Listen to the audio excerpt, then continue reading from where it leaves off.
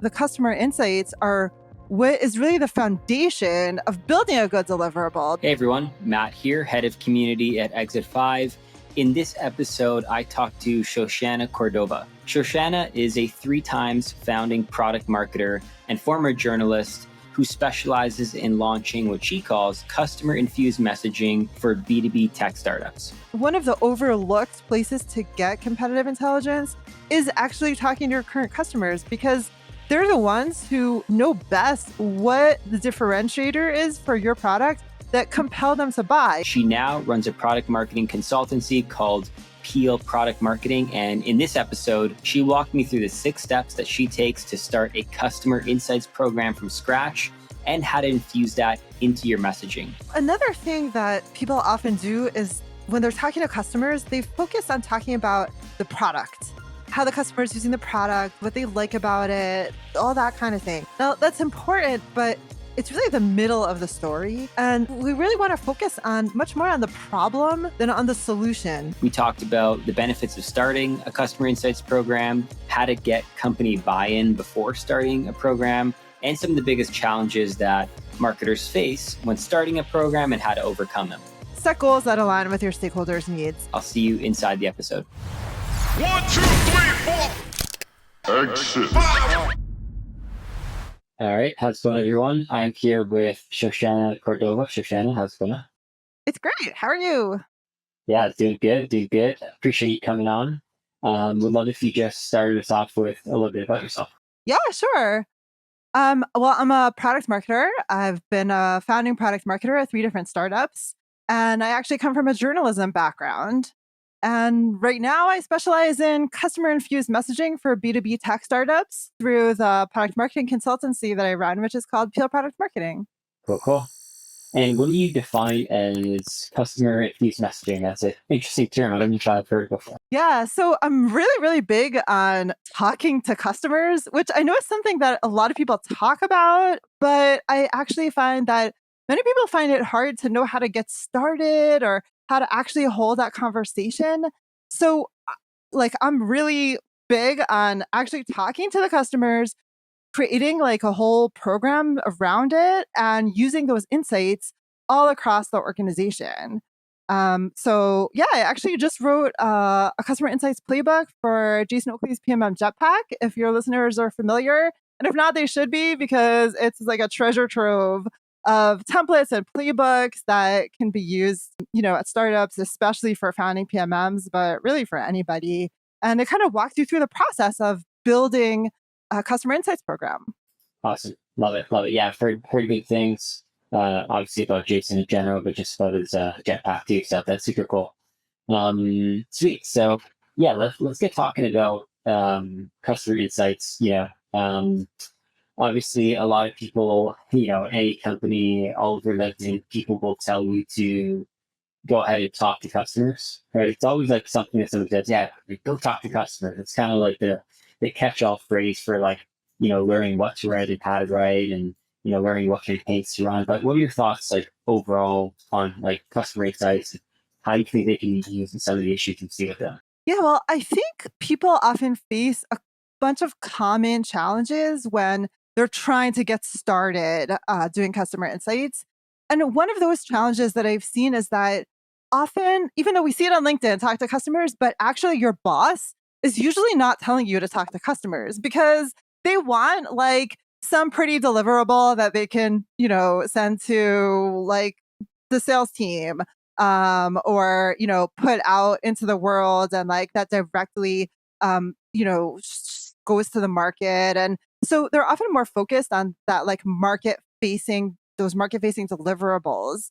But actually the customer insights are what is really the foundation of building a good deliverable, because it's how you actually find out the information that's really interesting to your customers, like the real pain points that they're facing, the real challenges that they have, the real goals that they're trying to reach, and how your product can help them reach it. That's the gold that you get from talking to customers. So I do think it's a mistake for people to be focusing only on those market-facing assets, because there's so much under the surface that builds the foundation so that those assets look really good. Right. Yeah, totally agree. Okay, so let's say there's a marketer or product marketer listening to this right now, and either they've been given, a direction to go talk to customers, or they're smart enough to know that talking to customers is going to help them do their job better. Like, what's the first place that they look like? What do they do? How do they start? Yeah. So it kind of speaks to another problem that I think people have, which is that oftentimes marketing team is not the team that owns the relationship with customers. It usually sits with customer success, sometimes with sales, especially at an earlier stage startup. But it's usually not with marketing. So there's kind of the like stepping on toes fear and like boundary crossing, etc. That it's like, well, how do I even get to the customers? And so, like, actually, one of the templates that I built out is a pipeline for customer interviews where the underlying concept is you do it collaboratively, right? I think almost everything with product marketing, probably with all of marketing, but certainly with product marketing, is like if it's not collaborative, it's not going to take off because you can sit all day in your silo and think about what you think the customer's challenges are and what you think the best words should be and like it's not going to resonate the same way as it will when you're talking to customers, and in the same way internally collaborating with like the customer success team, that's going to be the best way to do it because they're the ones who already have a relationship with the customers, and they're also the ones who are aware of like sensitivities, because the last thing you want to do is like you're talking to the customer at a sensitive point and like cause a customer to churn. Like that's bad. You don't want that to happen, right? So you want to be like sensitive to that, and the best way to do it is by doing it in collaboration with the relationship owner. Cool. So what does that mean? You say collaboration, is it like you're getting on a call with someone from customer success? Are they just making the intro? Maybe it's not that binary. There's different ways to do it. Yeah, so the way I've done it, I mean, it could be either in person or a call or whatever, but just kind of touch base with them and let them know, like, hey, I'm looking to speak to some customers. Often, um, the best way is to kind of align on company goals that like your stakeholders share. So, for instance, very often customer companies really just want more case studies.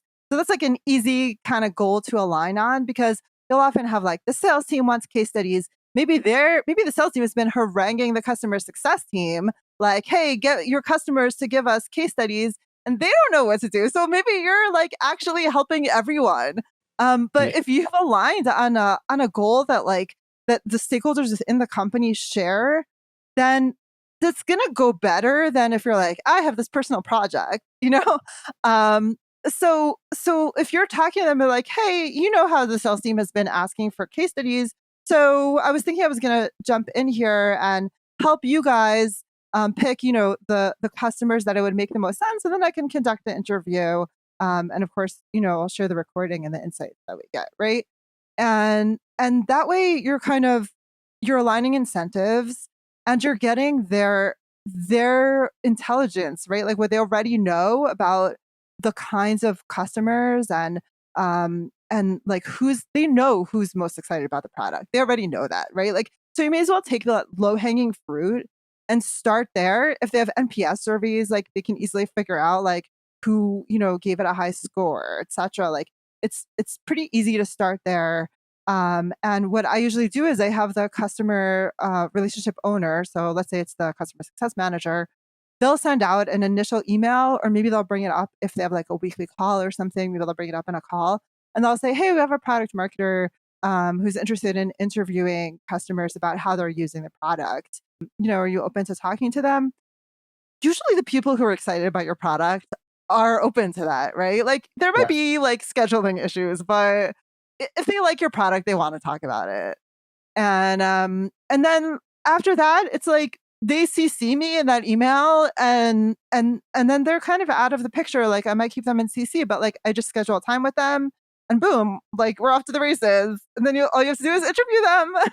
Yeah. Yeah. Yeah. Right. Right. So, okay. So how about the other side of the coin? Because, it's definitely great when you can align incentives. But what if there are some competing priorities? Like, at past companies I've been at, we were maybe more of an enterprise product or motion, and we don't have a crazy amount of customers. We have like a couple handfuls of big customers, and it's like product wants to talk to the customers, so does customer success want to talk to the customers, so does executive leadership, so does marketing. So how do you, when there's competing priorities, how do you get marketing, how do you wedge in there and get a seat at the table to extract some of the insights? Yeah, well, I would say that the customer success calls with customers are usually very different because they're usually very engaged in the day to day. And like, let's say they're onboarding and they're like, hey, how's that onboarding going? And it's like really in the trenches. And it's a very different type of call than you want to be doing when you're trying to get insights. Um, so I would say that there's not really overlap there. However, if they are reluctant, you can ask to like, "Hey, can I join one of your like scheduled calls?" And, like maybe you could just introduce me. Sometimes they want to be in the call, sometimes they don't. I usually include them as optional in the invite. But if there's like some kind of conflict, like you can try to work with them. I've also asked the product team, I'm like, hey, I'll let you know when I have a call with customers. Can you also let me know if you have a call scheduled with customers? So sometimes I'm the one running the call, like interviewing them, and maybe the product manager might have like a couple questions at the end. Sometimes they might be running the call, and I'll be sitting in on it. And if it makes sense, I might jump in. So Yeah. there's a lot of room to work together if you're just have a collaborative mindset. Nice. I like that. Yeah, I like the doubling up because, what I found is like almost less about the confliction in information you're trying to get and more just like how many times they're gonna ask the same person to jump on a research call or some kind of call. So I like the idea of like, either jumping in with customer success or with product or telling them, hey, I'll bring you along if you bring me along. Because even from my perspective, like I've been on the other side where I've been getting interviewed and like I'm totally okay just answering an array of questions. Like if one's about like more of my day-to-day problems and one's the product, like that's okay. So I like that tip. And how about like one step before this? Like how do you, let's say that again, you're a smart, marketer and you want to start doing this. How are you convincing leadership or your higher ups that this is something you should A, go invest your time into, and then B, like bug the customers to do with you? And like what are you pitching as like the deliverable and the benefits of doing something like this? Yeah, so I think this comes back to aligning with your stakeholders' goals, right? So it can often be case studies. It might be like either the sales team or other components of the marketing team might be saying, "Hey, we really want some like ROI metrics to put on our website. We want like testimonial quotes that we're going to use like across our website. We're going to use in socials. We're going to, stick it in the sales deck, like whatever." Um, it might be it might be like an issue with the sales team is realizing that they're not like they might be getting people on the initial calls, but actually they have a large percentage that don't want to keep going through the pipeline. And there's something, maybe they're seeing that there's something there where like there's something that's not clicking with the messaging where it's like they might come on the initial call, but then they're like, it's not for me. Like, I don't think I need this. There's some barrier, there's some obstacle. If you can align that, this project to that other thing that the stakeholders in your company really want, I think that's really like the easiest way to kind of just go ahead. I also like I had a company as an example that really wanted software reviews of the product. Like they wanted to like, have more reviews. And I actually they also wanted case studies. So it was like two for one, right? But I used those customer interviews like at the end of the call. I'd be like, oh, and hey, by the way, would you mind leaving a review? Like they've just spent at least half an hour to an hour, like talking about how great they think the product is, right? Usually when you're talking about these low hanging fruit of like the people who are really into the product. So the truth is like they're already in that mindset. And if you make it easy for them and you spoon feed them, you like, right after you follow up with like the link to, the review site that you want them to leave it at, maybe you even like put a few snippets of like the things that they already said about your product and just like to remind them that kind of thing, like it actually had a really high success rate. It's not super scalable because it still requires the actual interview. So it takes time, but it's a good start. It gets the ball rolling. And it's something that if that's what your stakeholders want, then you're aligning with that, because often no one is going to say, I want the customer interview. But what they want is they want the outcome of the customer interview. So they want the insights that are going to lead to better messaging. They just may not realize that the best way to do that is through the customer interview. And that's where you come in, usually as a product marketer, to kind of say like, oh, yeah, there's a messaging issue. Let me help you solve that. The way you're going to solve it can be through interviewing customers. But it's all about aligning on the incentives that other people in the company have. Love it. Love it. That's very good. Yeah, and I like the point about they have a goal, but they don't necessarily know that a customer interview is going to help them get there. But a lot of the time, I'm not a career product marketer, but a marketer. And whenever I pitch the idea of talking to customers to get to a certain point, it could be to get us some more testimonials, it could be to get us some more feedback on, or some more talking points for our website, whatever the case may be. Leadership is usually very happy about that. They're never mad about it. So I like that. I want to talk about like the step-by-step of like how to actually launch a customer insights program. I feel like a lot of the time when marketers go to talk to customers, and I've been guilty of it too, it's like, okay, what you do is you just like pull up a list of like your most popular customers, and then maybe you go to ChatGPT, or you just use your own knowledge to generate like 10 questions. And then what I want to get into now is like, how do you actually build a customer insights program? Because I feel like most B2B marketers, including me in the past, like when we've been either tasked with starting a customer insights program, or we've wanted to talk to customers because we feel like we need to fill some knowledge gaps, the steps are, let me just get a list of like our 10 to 20 most happy customers. Let's work with customer success to reach out to them. And then I'm just going to create a list of like 8 to 10 questions from ChatGPT to ask them. I'm going to get them on a call, run through that list of questions, maybe record it or not, and then report some of the findings back to the team. And then typically those findings are like buried somewhere in a Google Drive that I rarely will refer back to. So what would you say? What are the steps that you would go through to create a program like this? Yeah, well, I would say there are 6 basic steps. So I'll give the steps and then we can go into each one. Basically, the first one is to set goals that align with your stakeholders' needs, which we already talked a bit about. Then the second step is to build a customer interview pipeline. Step 3 is interview the customers. Then step 4 is to keep your internal stakeholders in the loop. You want to make sure that you let them know what's going on. Step 5 is to document, because like you said, sometimes you're documenting, sometimes you're not. You always want to be documenting. And step 6 is to leverage those customer insights so that they can actually have an impact on the org, which ultimately is what you want. Cool. Sweet. So yeah, let's get into step 1 of setting goals and aligning with stakeholder needs. And before we get into step 1, like really quickly, like the difference between just like talking to customers in an insights program in this case is like a program is something that is like ongoing and something you could actually refer back to, whereas talking to customers like one-off is just like something you do that doesn't really reap the same benefits. So I just wanted to make that clear, and maybe you have a better definition. But with that being said, let's get into step number 1 and how you'd go about setting goals and aligning with stakeholder needs. Yeah, I think that's right what you said, where like you could definitely just interview customers on a one-off and have it going on an ad hoc basis. Like you definitely could do that. The goal of having a customer insights program is to make it more efficient and repeatable, so that it's not such a big deal to kind of go find another customer to interview, because you already have a system in place and it just makes it easier to keep going.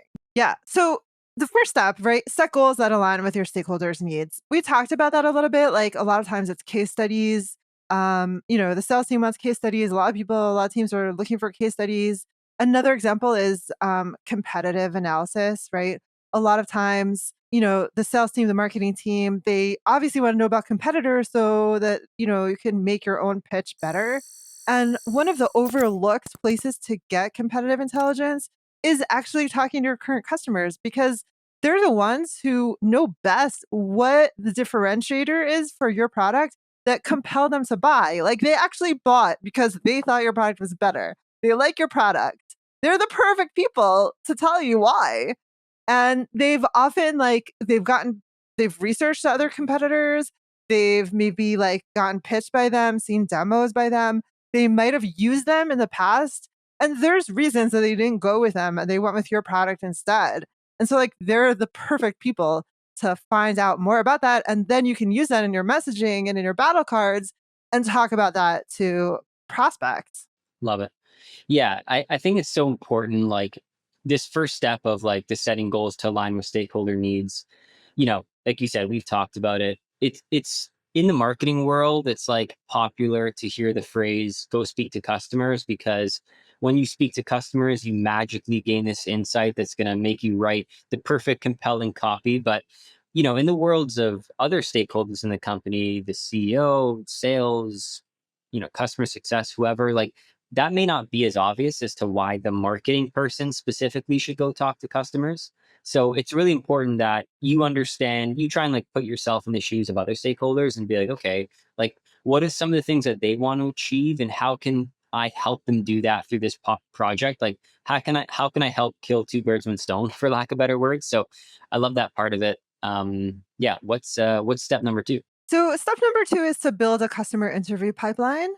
And so I have a template on this, and it's like a project board that you can have, in Google Sheets or on Monday or Asana, whatever you're using. It's basically a way to be working collaboratively with another team. So it's usually going to be the customer success team, whoever owns the relationship with the customer. And they're the ones that might tell you, okay, these are the customers that we recommend you speak to. And then they might fill that part in. Then, like, either they can or you can kind of say, like, okay, is this customer somebody who fits into our ideal customer profile? So if you're targeting small medium businesses, then so that's a yes. They fit into our ideal customer profile. Okay, so they're the ones that I want to talk to first because I want to make sure that our positioning and messaging is speaking to our target audience. And then the rest of it is basically, like you're kind of project managing. So like, what state are we in? Did like the customer success person already request the interview with the product marketer? Yes. Okay. Did the interview take place? Yes. It's just kind of like managing the process. But this is part of what makes it repeatable and efficient because you're not starting from scratch every time to like, okay, now I have to find the customer success manager. I have to figure out which customer success manager, works with this client. Like you already have a process in place. You've already built a pipeline. Maybe you already have 10, 20 possible customers that are already there. You start going through that list. It's so much easier, so much more efficient. Yeah. I love that. So yeah, it's almost like thinking about it like a sales or marketing pipeline. It's like you have people that you want to talk to, people that you have a call booked with, and you just kind of move them through the stages. Would you recommend that? Because one thing I found with, a customer insights program is like, how do you and I know you're going to get to this and stuff for like keeping people in the loop. So maybe I'm jumping the gun a bit, but like with this like customer interview pipeline, like do you have a regular call that you're doing with people to, walk them through where you're at in the pipeline or sending it in Slack? Like, is there some kind of communication that comes with that? Yeah, so we can skip to 4 because I put it as number 4, but the truth is keeping your stakeholders in the loop is actually something that is really throughout the whole process at every point. So it sort of doesn't matter where we talk about it. And yeah, like what I have found really great is actually for each interview, like just kind of Slack is great for this. Just like throw it in. It could be like in the customer success Slack channel. It could be in the company Slack channel. Basically like, hey, we got an interview bugged and like get people excited. Then like the customer says something good, right? Like, great, like throw your like top 2 takeaways into the company channel. Everyone in the company wants to know that their product is helping someone. And like we often don't think to update like R&D because, that's often maybe the team that we might have like the least contact with. But actually, the people who are developing the product also like to know that it's being used and that people like it. Everyone in the company wants to know that. It's like good vibes, Why wouldn't you share that? They love it. It's great. So yeah, I definitely recommend just like kind of keeping everybody informed all along. And I would say it's kind of like the classic like restaurant thing. Like if it's good, tell other people. If it's bad, tell us, right? So if someone's going to be like, oh, my customer success manager is amazing, like, like you give them kudos and like publicly in front of the company, great. Like if they have complaints, you might want to take that, like they're complaining about the product, maybe. Okay, you definitely should take that information because it's useful. But then you take that like directly with the product team. That's not what you're going to share, maybe like on the company Slack. So you do have to kind of think about like where's the most appropriate place to share it. But you definitely want to constantly like be keeping people in the loop because they should be excited about it and they will be once they like hear, what's actually coming out of these interviews. Yeah, love it. Yeah. Yeah. And I think it's so important, like, like I was talking about, oh, should you do a monthly call or some kind of recurring call with the team to share these insights? And like, that could be good, but like, I just love the advice of like, just pop things into Slack as you get them. Like, it's so much easier on the individual doing the interviews and like, it's so much easier on the team, not like putting another call in the calendar for people to review another thing. Right. So I think like throwing stuff into Slack is super great. And like I love the idea of like sharing the good and the bad, right? Like it's so easy to do a customer interview and then you get 30 minutes of talking. And in that 30 minutes, you pick the best thing, the peak and highlight of the call, and you share that with everyone and be like, look, here's what people are saying about us. Or like, look at this thing I learned. And everyone's like, oh yeah, that's amazing. That's awesome. But there's also like a lot of people usually like give some kind of nuggets of bad feedback or areas for improvement. I think it's important to share those as well, and especially share them from like the perspective of it's not me saying these things, like somebody else is saying this about us and I'm just the person surfacing this to the rest of the company. Yeah, and it's super valuable. Like speaking as a product marketer, so you're kind of in between like the product team and the marketing team and the sales and customer success. So like 100%, like part of what you should be trying to get out of this is, like any kind of feedback that can be used to help any of those teams is for sure something that you should be passing on. And if they tell you something about like the product that why it's not helping them reach their goal, like 1,000,000%, the product team should know that because that's something that, they may want to fix, especially if they're hearing it from multiple customers. But if you're not telling them, then they don't even know, right? Or like maybe it's something that they're saying, it would be great if this, and like not every customer suggestion is going to turn into a feature that's being developed. But if they keep hearing that over and over and they understand why customers want that and how it's helping them reach their goal, then that's something that where you could be influencing the product roadmap because, you're bringing the insights back from the market and that's extremely useful. Yeah, agreed. Okay, cool. So, we've talked about setting goals with stakeholders. We've talked about building this customer interview pipeline. We've talked about how to keep people in the loop as well. Um, what are some of the other steps? I know step 3 was interviewing customers. So why don't we talk a bit about the interview itself?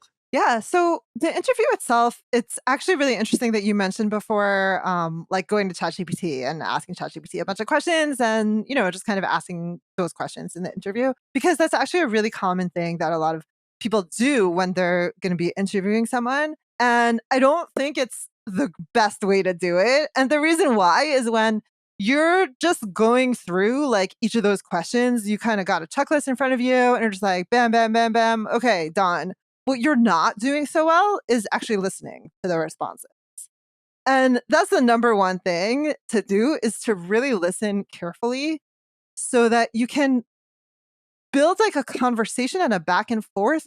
Because what happens really often is that the first answer a customer gives, or anyone, like, as someone who used to be in journalism, like, this is not just for customers, it's like for anyone I've interviewed, right? Like, the first answer, it's almost like the throwaway answer. It's the first thing that pops into your head. It tends to be like very generic, vague, no details, doesn't really tell you much. Like, yeah, it's a great product. Okay, that doesn't help me at all. So, like, if you just stick with that shallow answer, then you're not you're not really like digging, mining for gold, the gold that's there to be had.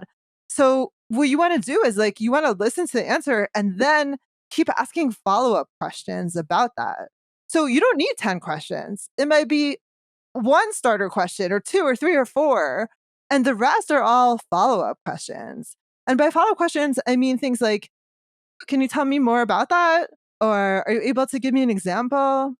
A lot of times we kind of want to assume that we know why they're saying something's important, but actually, when they say it, it's so much more effective because, first of all, our assumptions might be completely wrong. And that's pretty useful to know. And second of all, sometimes they're validating our assumptions, which is also useful to know, but they're saying it in the way that a customer would say it. And then you all of a sudden have a way to phrase it that you can then use in like your copy and on your homepage or wherever.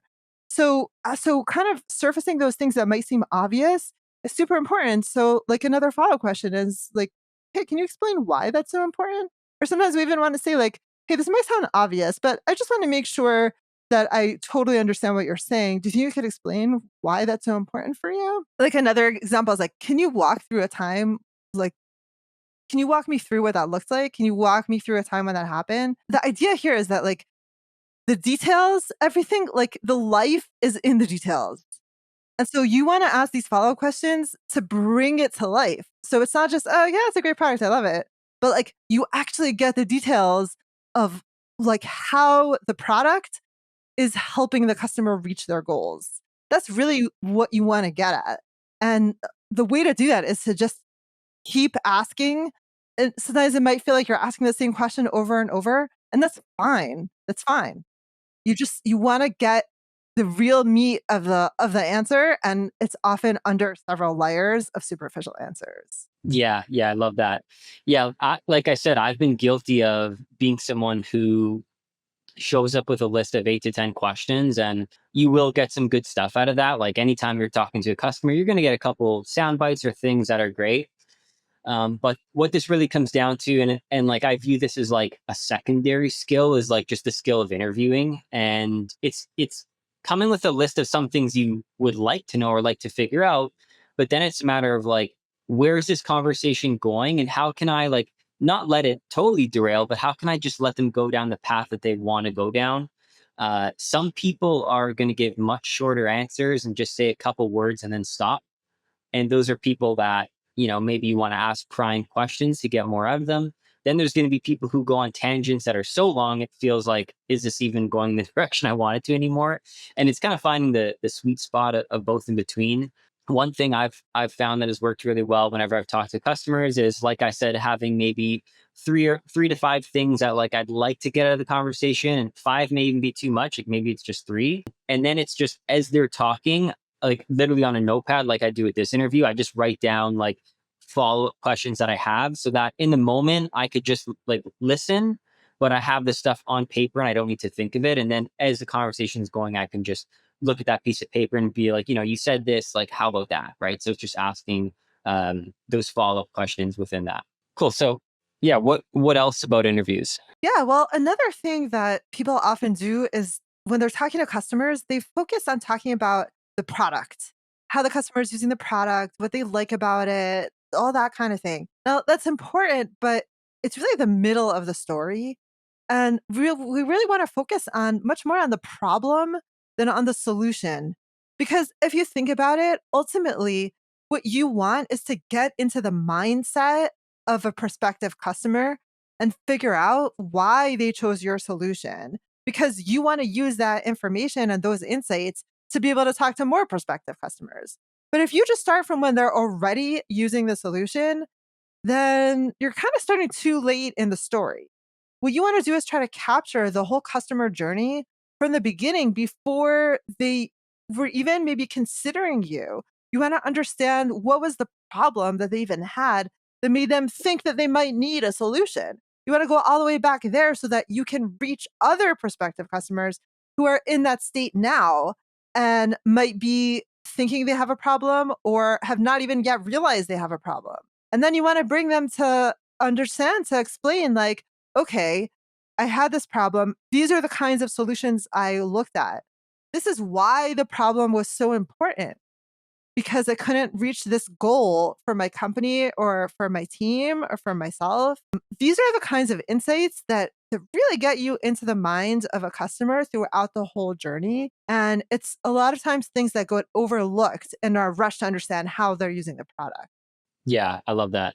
Yeah, I think it's a really important point. I think it might take a bit to re-jog somebody's memory on what got them to start using you in the first place, or take a look at your company. But once you start like, prying backwards and trying to go back in the story, like people usually remember, oh yeah, like we were using spreadsheets, and it was super annoying to do it that way. So, we found your tool because we had searched it on Google, or somebody in our circle, one of my friends, in my peer group had told me about it. So I think it's really important to try and like go back to the beginning of the story, like even before they knew your company existed. And it's like, what were they even doing beforehand? I think that's a really important part, because I think that also once you jog someone's memory on that part, like the rest of it starts to flow, and they start to like use the problem statements throughout the interview even more. So that's a really Yeah. good tip. Yeah. And also what you were saying, like, oh, we used to use spreadsheets. That's great. Like that's a great segue because you always want to be looking at like the comparison between now and then. So they used to use spreadsheets. Don't let them stop there, right? That's like the superficial first answer. You want to dig in and ask follow-up questions and be like, oh, really? How long did it take you when you were using spreadsheets? How many people were working on that? Oh, it was like 3 people working on it, and it was the equivalent of 1 day a week. And how long does it take you now? It takes me 5 minutes. Oh, okay. Well, like you put those things together, and all of a sudden you have an amazing ROI metric that you didn't have before, and that the customer actually might not have been able to tell you, because often when you ask them, like, like, what's your, ROI from using our product? They're like, I don't know, we're not measuring that. But actually, once you start digging in to these comparisons of like, what were they doing before and what are they doing now, you can often dig up these ROI metrics, especially around like time savings and cost savings.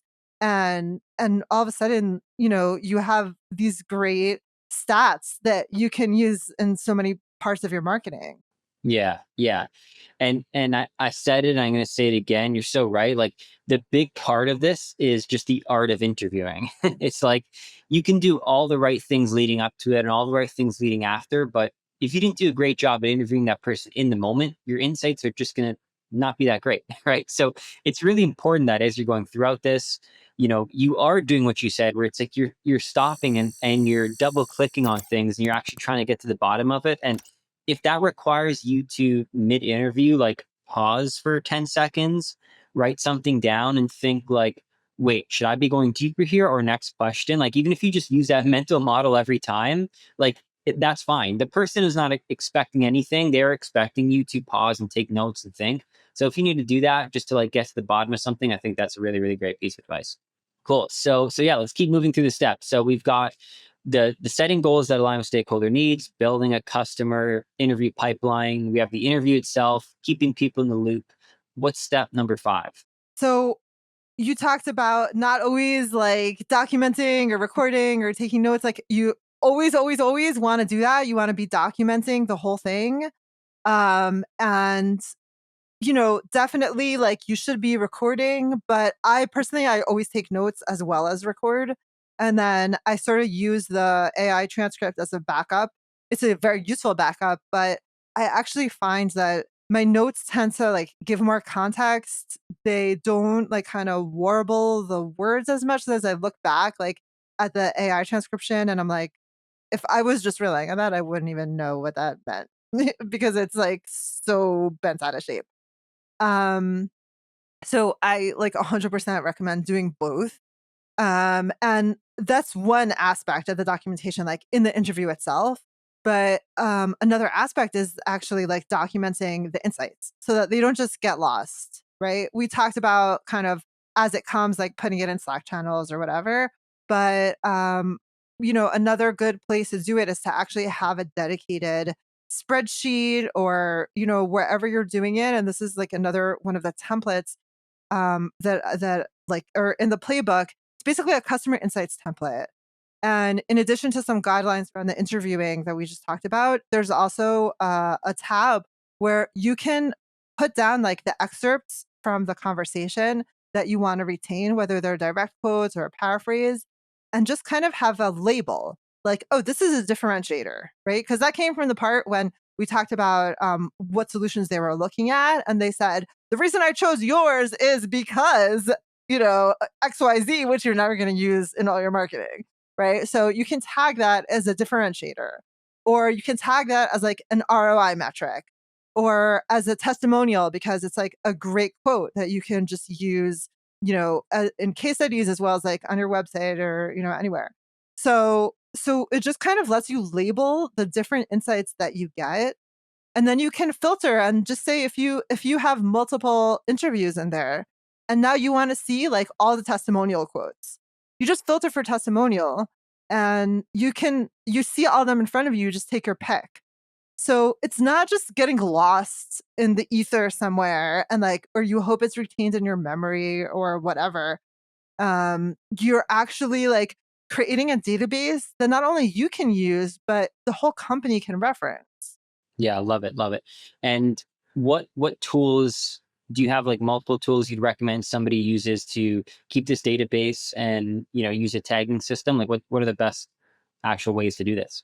So I created it as a template in just it's in Google Sheets, right? Okay. Obviously, you can use Airtable, you can use whatever, but if you kind of want like a pre-existing template that's in the playbook and the PMM Jetpack, um, but it can be built anywhere. You can kind of like just get ideas from it and build it somewhere else. But like the concept is that it is somewhere that like everyone can reference. And what it also means is it's not always going to be like the product marketer, let's say, who's doing the interview. Sometimes the product team might be doing interviews. And like, if you can get them to also use it, well, even if you're not in that call, you now have access to those insights. So it not only like brings your insights to the rest of the company, which is super important, but if you get other teams on board too, it can bring their insights to you, which is also super important. Yep. Exactly. Exactly. Yeah. And it's one of the most impactful things that I've done post talking to customers is, because you said you like to take actual notes with a pen or type, and you also like to record it. And I agree with you. Like the recording is good and the AI transcript is great. But that's just like more of a backup and secondary. All the gold is in those like summary notes that you take and like your interpretation of things. That give you the like easy stuff you can pick from at any time. And one of the most impactful things that I started doing after interviews that I never used to is like just taking 5 minutes right after the call to write up all the notes and thoughts. Like I have a bad habit of, or I used to have a bad habit of like after a call, I would just pick, okay, like I'm tired of being on a Zoom and I'm just going to get up and like go get a glass of water. And then one thing leads to another. And now it's the next day. And now you have to summarize that interview that you did. And you're kind of like, wait, why did I write that again? Or like you're writing really surface level notes. So it's really important to, at least in my opinion, I don't know if you agree, to right after the call. That's when you're like, okay, it's all fresh in my mind. And now I'm going to write up all the summary notes and just lock that in forever. Because once I do that summary once, then I don't need to do it again. Yeah. It's one of those things that's like whatever works for you, works for you. There's always that bit of trial and error. If I have that time, then yeah, it's amazing. Unfortunately, like it's often back to back. Um, so, now a little bit less because I'm independent, but when I was in-house as a product marketer, like just, totally blocked calendar all day. Fair. Fair. But Cool. yeah, if you can, that's amazing. Absolutely. Awesome. Okay, cool. So take us to the next step. What's the last step to launching a customer insights program? Yeah. So the last step is leveraging those insights that you've just painstakingly collected. And basically the way, you kind of probably already have an idea from having aligned with stakeholders, like at least one of the things that you're going to do with these customer interviews. So like, let's say you've already agreed that it's going to be going for a case study. So your next step is going to be like, okay, taking this material, turning it into a case study.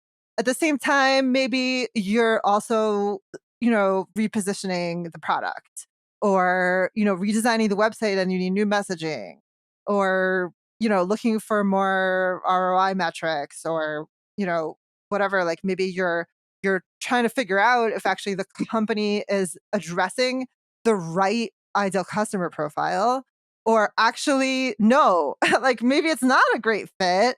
And from your interviews, you see that actually the people who are, like, I don't know, an example from one company I worked at, like the people who were on corporate finance teams were actually much more excited about the product than other people because was a product that involved Excel, and finance people love Excel. So, like if you sometimes those are the things that come up. It's a little bit more big picture and strategic, like, how do you refine your ideal customer profile? So those are all different kinds of ways to use these insights, and they're not mutually exclusive. Like you can do case studies and then also use that for your positioning and messaging. Um, so it's basically like just taking it. You're basically now you've executed on the interview. Now you have to execute on the insights, and that means like kind of producing the deliverable that you're going to bring either to the market or to other teams in the company. Love it. Love it. Cool. Cool. That makes sense. One thing I wanted to ask you, I've talked to some people, companies before who kind of do this externally. So they do like customer interviews on behalf of your company. Obviously, a lot of the stuff that we're talking about today are from the lens and perspective of somebody doing this in-house. I think if I were to choose my preferred path, I would prefer to do this in-house. Like I prefer not only to be the person, but to have somebody in-house who's like, is that ear to the customer? But I don't know, what are your thoughts around like hiring an external company to do something like this for you? Because I could see that side of it too. So what do you think? Do you have an opinion there? Yeah, well, let me just state my conflicts of interest here. I have done this in-house. I now do it externally, right? But I mean, if I had to choose as kind of a head of marketing, I would probably prefer to do it in-house if I had the capacity, because there are definitely advantages to keeping that knowledge internal and kind of continuing to use it, not just on like for the case studies, but maybe you didn't hire the external person to do positioning and messaging. But if it's someone in-house, then the knowledge is like aggregated and it accumulates. So then they can start using it for things that you didn't even foresee. So I think if you have like endless capacity and bandwidth to include this, then I think that's great. I think the reality is that a lot of marketing teams, and especially product marketing teams, are very restricted in their bandwidth. I know basically, I think every product marketer I've ever spoken to has been overwhelmed because there's so many things on their plate. So, while ideally one of those things would be interviewing customers, in practice, that's not always going to happen. And then I think that bringing in someone who has the interviewing skills to do it well and to document it well so that you can use it for those insights can definitely be a solution. Yeah. Yeah. Yeah. I agree. I think it's the first thing you said of like, if you have the bandwidth, great. Because, it's something that in practice is like, oh, I'm just going to talk to some customers every now and then. And it seems like a light practice, but then in theory, like in the thick of it, it's so easy to skip it that week or to skip it for a couple weeks and then like maybe pick it up again or maybe not. So I've definitely seen it die off pretty quick. With that being said, like what kind of cadence do you recommend? Like, I've been tasked with doing this internally, and what usually happens is like, you do the initial blitz of interviews. Maybe it's like you go talk to 10 or 15 people, let's just say as an example. And then, after time you get busy and you don't really do it as much anymore. So what is like a realistic amount that a marketer in-house should be doing like every month or week? Yeah, well, I think the thing with customer feedback is that there's sort of like the top tier source of customer feedback, which is the customer interview. But there are also a lot of secondary sources or even like other ways to get similar information that can complement that. So, for instance, if you're at a company that has Gong or like another platform to record sales calls, you can go into existing sales calls, listen to the sales calls, or even search for like competitor names, see what they're saying about competitors. I would say that's not you're not going to get the same level of insights as when you talk to customers, but it can be a way to kind of like get some feedback from the market without necessarily like having the actual interview, and it can be a good way to complement it so that you're not too overwhelmed by it. But I would say a lot of it might revolve around like how you're going to use those customer insights. So I think practically it's often going to be like, okay, we need another like 5 case studies. And then you have a blitz and you get your 5 case studies. There's maybe a pause that you fill in with like complementary sources. Like, okay, I'm going to be listening to Gone Calls, blah, blah, blah. Maybe it could be like in another, month or two or next quarter, you have like another blitz. Like, I don't think there's any one cadence that's necessarily the right way, but I do think it's important that you're constantly getting input from the market and that at least some of that input is going to be direct interview. Love it. Love it. Yeah. On the topic of like other places to get information, one thing that I found that has worked well too, because sometimes, like if you have Gong, it's amazing. But if you don't, then it's like, like I don't, you don't have a call recording or you don't have a sophisticated one. So you don't have that information. So one thing that I found has worked really well, or one is like going into adjacent industry online communities and like picking out information there. And I say that as somebody who like obviously, we have the Exit 5 community, which is a place that people could do that. But even outside of that, like, Reddit threads, Facebook groups, like whatever communities you can join, even as a fly on the wall in your industry, and just like pick some information language out of there, I think is like a really, really good strategy if you could pull it off. Another one I really like is mining customer reviews. So the last company I worked at, we didn't have any call recording software at all, which don't know why. And, we just worked with customers who weren't that socially active. So, you couldn't really follow them on LinkedIn or Instagram and get information. There just wasn't a lot online, but what there was, one of our customers, one of our competitors, our biggest competitor, had like 60 reviews on their G2.